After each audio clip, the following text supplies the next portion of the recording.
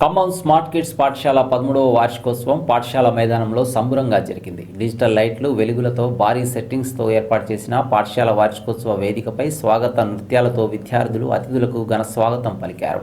పాఠశాల కరస్పాండెంట్ చింతనిపు కృష్ణ చైతన్య అధ్యక్షతన జరిగిన వార్షికోత్సవ సభలో తొలుత రాష్ట్ర పరిశ్రమల అభివృద్ధి కార్పొరేషన్ రాష్ట్ర చైర్మన్ మువ్వా విజయబాబు, జిల్లా విద్యాశాఖ అధికారి సోమశేఖర్ శర్మ, ఫేమా కన్వీనర్ మువ్వా శ్రీనివాసరావు, ట్రస్మా జిల్లా అధ్యక్షులు గుర్రం కాంతారావు, పాఠశాల డైరెక్టర్ చింతనిపు సుకన్య జ్యోతి ప్రజ్వలన నిర్వహించారు. గత 13 సంవత్సరాలుగా విద్యార్థులకు ఒత్తిడి లేని విద్యను అందిస్తూ అన్ని రంగాలలో ఉన్నత శిఖరాలు అధిరోహించేలా తీర్చిదిద్దుతుందని కృష్ణ చైతన్య తెలిపారు.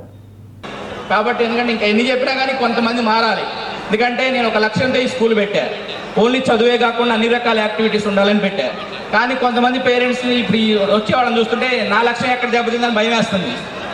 ఒక చిన్న స్పోర్ట్స్ మీట్ పెడితే, చిన్న ఉదాహరణ చెప్తా. ఒక ఎల్కేజీ పాప స్పోర్ట్స్ మీట్ పెడితే 2 సార్లు పెట్టినాం, కాంపిటీషన్లో రాలే, పక్కకి వెళ్ళి ఏడుస్తుంది. ఎందుకు ఏడుస్తున్నాం అంటే మా అమ్మ ప్రైజ్ లేకపోతే వాత పెడుతుంది అంటాం. అయ్యో అని మనం నేర్పేది ఫస్ట్ పార్టిసిపేట్ చేయాలా. ఏజ్ చాలామంది పిల్లలు ఏడ్చారు, తప్పు కాదు, ఏడిస్తేనే నెక్స్ట్ వేస్తారు. స్టేజ్ ఎక్కడమే గొప్ప ఏజ్కి, అవునా కదా? స్టేజ్ ఎక్కడమే గొప్ప. కూడా మరి ఇంకా అభివృద్ధి పదంలో నడవాలని చెప్పి కోరుకుంటా ఉన్నా. మరి చైతన్య గారికి సొంత బిల్డింగ్ కట్టుకోవాలనే ఆలోచన ఉంది, మీకు చెప్పారు ఇంతకుముందు మాట్లాడుతూ. మరి దీని పేరు మీద మీ ఫీజులు పెంచుతారేమో చూడండి. సో వాళ్ళకి ఇబ్బంది లేకుండా ఫీజులు కన్వీనియంట్గా ఉండేటట్టే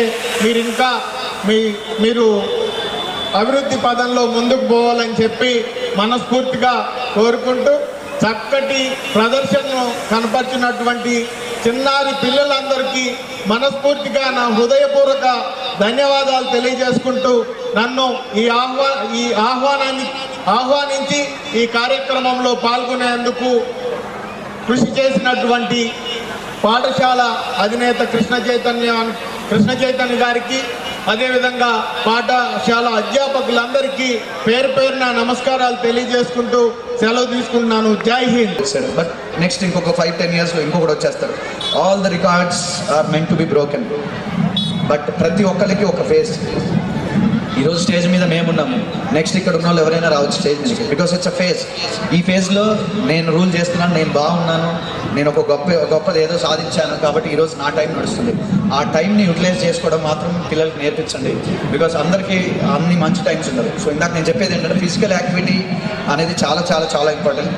మీరు లైఫ్లో ఇందాక తమ్ముడు గెలుపు ఓటమి గురించి చెప్పాడు. ఓడిపోవడం అప్పుడప్పుడు అలవాటు చేయండి, కానీ ఓడిపోవడం అలవాటు చేయాలి. అంటే అలవాటు చేసుకోమని చెప్పండి, ఓడిపోమని చెప్పకండి. గెలవడానికే ఆటనే ఆడతాం. బట్ ఒక్కటే, ఎప్పుడైనా మనం ఓడిపోతే, మనం గెలిస్తే ప్రపంచం మీకు పరిచయం అవుతుంది. అంటే ప్రపంచానికి మీరు పరిచయం అవుతారు, కానీ మీరు ఓడిపోతే మీకు ప్రపంచం పరిచయం అవుతుంది. సో నిజంగా దీంట్లో చాలా మీనింగ్ ఉంది. ఇందులో ఎంతమందికి అర్థం తెలియదు. బట్ అదే గెలుపుని ఎప్పుడు కూడా నెత్తికెక్కించుకోవద్దు. లైఫ్లో ఎప్పుడైనా గెలుపు ఉంటుంది లేదా మలుపు ఉండాలి. దయచేసి ఓటమిని. బాగా ఉంది స్కూలు. ఇలాంటివి ఉంటే మన సమాజం ఇంకెప్పుడో అభివృద్ధి చెందేది అనేది. ఫస్ట్ తల్లి బడిలో పెరుగుతాడు పిల్లాడు. తల్లి రూపం ఇస్తే ఆ జ్ఞానాన్ని అంతా ఇచ్చేది గురువులే.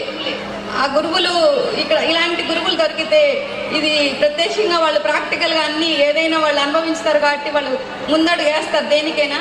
పిల్లలకి ఎప్పుడైనా ధైర్యం నేర్పించండి. ముందు ధైర్యం ఉంటే విజయం మన దగ్గరే ఉంటుంది. ధైర్యంతో పిల్లలు కింద పడ్డా మళ్ళీ లేచి నిలబడగలే శక్తి వాళ్ళకి మనం పేరెంట్స్ ఇవ్వాలి. పేరెంట్స్తో పాటు గురువులు కూడా ఇవ్వాలి. అంతే. ఈ స్కూల్ ఎప్పుడు ఇంకా అభివృద్ధి చెందాలని, ఈ పిల్లలు కూడా మంచి నాలెడ్జ్తో మంచి మంచి పొజిషన్కి రావాలని కోరుకుంటూ, ఏంటంటే వాళ్ళు ఒక పెద్ద స్థాయిలో పోతే ఒక స్థాయిలో మనల్ని తీసుకొచ్చే ఆ చదువే మన పెట్టుబడి.